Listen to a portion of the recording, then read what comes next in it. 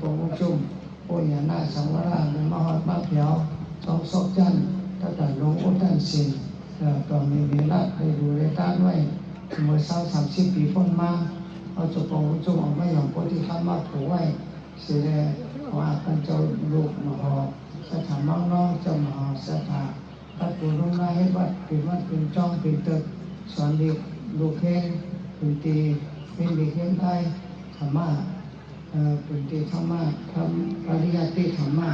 สัทธรรมะโชติกาเป็นจะทำแทนศาสนาพระราชเจ้าในก็เป็นอันเดียวกันต้องสามารถกุศลกุฏิกุฏามที่ว่ามีเสียงเขาบอกมีเจ้าหงจงจอมแต่ว่าแล้วก็ยังเมตตาดูสิกาเป้โกโก้โกก้นเนื้อมาไว้มาสาพอกินมาปั้นหัวมือในป้อมดองห้องมือเพื่อนเขาก็ห้องมือห้องมือแค่มือป้อมใดเพราะมันอยากเจอมันต้องสิ่งเจ้ามันพระเจ้าต่างบ้ามันเจอว่าพระท่านสักซี่เนี่ยงานเราก็ได้ก็ป้อยน่ะที่ฟังมาให้ได้งานได้ฟังเบอร์ก็กันได้ฟังเบอร์ก็กันได้ว่าเอาแบบจ่าเพียงแค่กันมาตัวเด่นมาตัวใหญ่มาตัวใหญ่คนออกมาคนเล็กคนอ่อนตัวใหญ่ตัวอยู่ดินพันตัวอยู่ดินพันได้ให้ตัวอยู่ไฟไหม้พันได้โผล่หัวจำน้ำเอาคนไม่ใช่อุ่นแม่ตา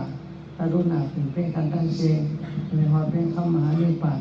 ผู้ก็ผู้คนกระจบไปหอดเป็นคำมหานิพพานเนี่ยเอาตั้งแต่เกิดได้เท่าได้เจ็บได้เป็นได้ตาย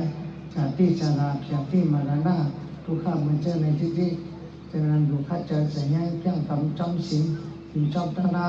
สติปัฏฐาน10 กายานุปัสสนาสติปัฏฐานเวทนานุปัสสนาสติปัฏฐานจิตานุปัสสนาสติปัฏฐานธรรมานุปัสสนาสติปัฏฐานแล้วก็มีสันตาวิริยะจิตตาวิมังสาอิทิปัสสิปะแล้วก็มีสมปัฏฐาน10 ปาราโปหาปาสัทธาโปวิริยะโปสติโปสมาธิโปปัญญาโปทั้งสิ้นมีไว้โปก็โปว่างเลยฉะนั้นก็พอสังกัดเจ้าป้าสติธรรมวิจยะวิริยะปิติปัสสติสมาธิอุเบกขาเยาวะจังคำจอมมัชฌิมาปฏิปทาตั้งใจตามสมาธิที่สมาสังกัปปะสมาวาจาสมากัมมันโตสมาอาชีวะสมาวายามะ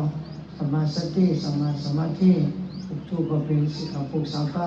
ศีลสมาธิเป็นปัญญาศีลนี่มันเพียวลงกิเลสตัณหาอันนี้อันคือกันหนาวก็สมาธิมันเพียวแปด